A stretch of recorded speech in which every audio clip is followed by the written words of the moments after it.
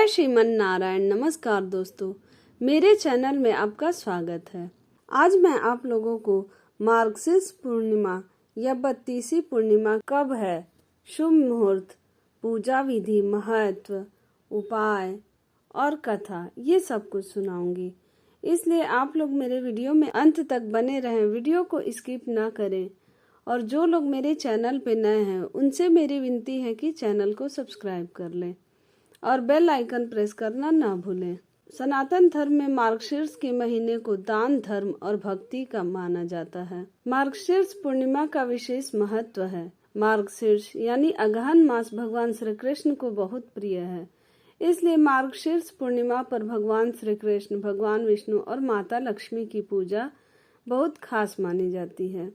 इस दिन पवित्र नदी में स्नान और दान धर्म के कार्य बहुत उत्तम माने जाते हैं। इस साल मार्गशीर्ष पूर्णिमा 26 दिसंबर को पड़ रही है। पौराणिक मान्यताओं के अनुसार मार्गशीर्ष माह से ही सतयुग काल आरंभ हुआ था। इस माह में आने वाली पूर्णिमा को मार्गशीर्ष पूर्णिमा कहते हैं। इस दिन स्नान, दान और तप का विशेष महत्व है। अगहन पूर्णिमा के दिन हरिद्वार, बनारस, मथुरा और प्रयागराज आदि जगहों पे श्रद्धालु पवित्र नदियों में स्नान और तप आदि करते हैं। इस साल मार्गशीर्ष पूर्णिमा तिथि 26 दिसंबर 2023 को 5:48 से शुरू होकर अगले दिन 27 दिसंबर को 6:05 तक रहेगी। पूर्णिमा व्रत 26 दिसंबर को रखा जाएगा। अब मैं आप लोगों को पूजा विधि बता रही हूँ। मार्गशीर्ष पूर्णिमा के दिन भगवान नारायण की पूजन का विधान है। इसलिए सुबह उठकर भगवान का ध्यान करें और व्रत का संकल्प लें। स्नान के बाद श्वेत वस्त्र पहने और फिर आचमन करें। इसके बाद ओम नमो नारायण कहकर आह्वान करें तथा आसन, गंध और पुष्प आदि भगवान को अर्पण करें। विधि विधान से भगवान विष्णु की पूजा करें। मार्गशीर्ष पूर्णिमा व्रत के लाभ। पूर्णिमा का व्रत करने से जीवन के समस्त भोग, ऐश्वर्य, सुख, संपत्ति प्राप्त होती है। इस दिन भगवान लक्ष्मी नारायण की कृपा से घर परिवार में धन धान्य के भंडार में कभी कमी नहीं होती। इस खास पर्व पर जो कन्याएं वर की कामना से यह व्रत रखती हैं, उनकी मनोकामना भी पूरी होती है। इस दिन व्रत करने पर कुंडली में चंद्र के बुरे प्रभाव वाले व्यक्ति के चंद्रमा के बुरे प्रभाव खत्म हो जाते हैं।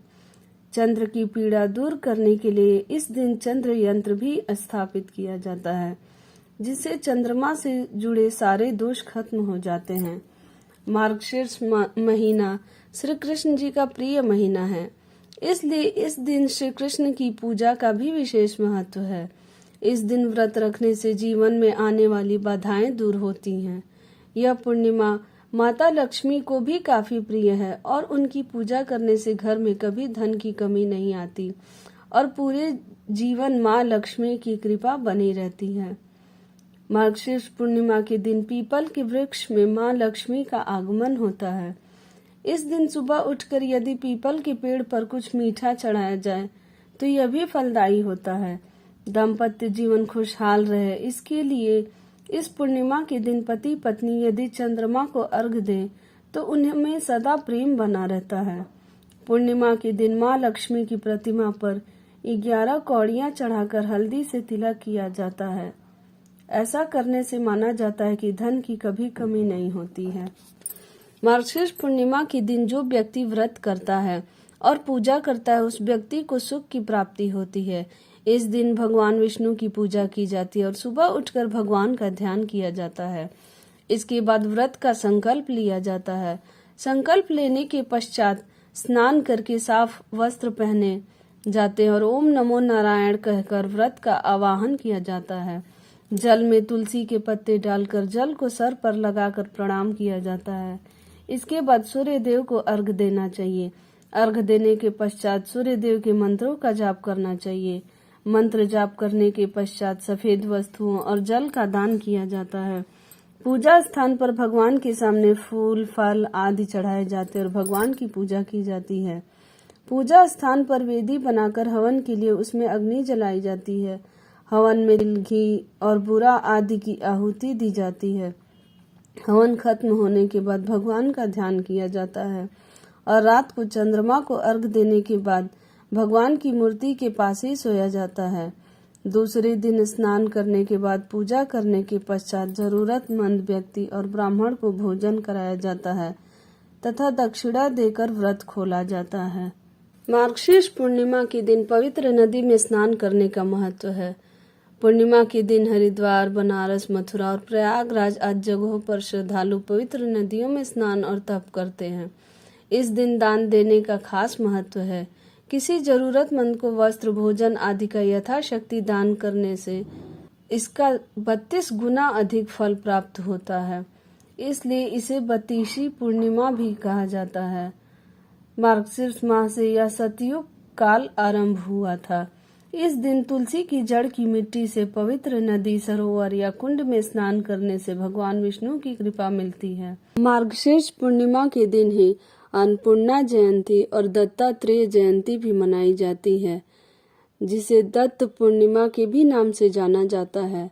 मैंने अपना यह वीडियो डिस्क्रिप्शन बॉक्स में डाल दिया है, आप इसकी कथा अवश्य सुनें और अन्नपूर्णा जयंती के दिन अपने रसोई घर की साफ सफाई और अन्नपूर्णा माता की पूजा अवश्य करें। मार्गशीर्ष पूर्णिमा व्रत कथा। एक बार नारद जी भगवान विष्णु के पास बहुत ही दुखी होकर पहुंचे। उनसे दुखी मनुष्यों के कष्टों को नहीं देखा जा रहा था। तब उन्होंने प्रभु से कहा कि आप कोई ऐसा आसान उपाय बताएं जिससे कि लोगों का कल्याण हो। और यह सुनकर भगवान श्री हरि ने कहा कि जो भी व्यक्ति सांसारिक सुख और मृत्यु के बाद मोक्ष प्राप्त करना चाहता है, उसे श्री सत्यनारायण भगवान की पूजा करनी चाहिए और व्रत करना चाहिए। भगवान विष्णु ने फिर सत्यनारायण व्रत के बारे में विस्तार से बताया, जिसका उल्लेख स्कंद पुराण में मिलता है। इसके बाद जितने लोगों ने श्री सत्यनारायण भगवान की पूजा की और व्रत रखा, उन सबकी कथा सत्यनारायण व्रत कथा में जुड़ता चला गया। सत्यनारायण कथा का प्रारंभ भगवान विष्णु और नारद जी के वार्तालाप से होते हुए श्री हरि के सत्यनारायण व्रत एवं पूजन विधि के वर्णन के साथ राजा उल्कामुख, गरीब लकड़हारा, निर्धन ब्राह्मण, साधु, वैश्य, लीलावती, कलावती, धनवान व्यवसायी, राजा तुंग ध्वज एवं गोपगढ़ों की कथा तक है। नारद जी के निवेदन करने पर भगवान विष्णु ने बताया कि जो भी अपने कष्टों और पापों से मुक्ति चाहता है, उसे श्री सत्यनारायण व्रत करना चाहिए और इस व्रत की कथा का श्रवण करना चाहिए। इसके पुण्य से सुख, समृद्धि, धन, वैभव, खुशहाली, संतान सब कुछ प्राप्त होता है। श्री सत्यनारायण भगवान की पूजा और कथा का श्रवण कोई भी कर सकता है। इसके लिए किसी प्रकार का कोई बंधन या पाबंदी नहीं है। यह सबके लिए समान फल देने वाला है। मार्गशीर्ष पूर्णिमा के अवसर पर आप श्री सत्यनारायण भगवान की पूजा कथा का आयोजन कर सकते हैं और इसके लाभ को प्राप्त कर सकते हैं। बोलो जय श्रीमन्नारायण। अगर आपको मेरी यह कथा अच्छी लगी हो तो मेरे चैनल को लाइक करें, सब्सक्राइब करें, शेयर करें और कमेंट में जय श्रीमन्नारायण जरूर लिखें।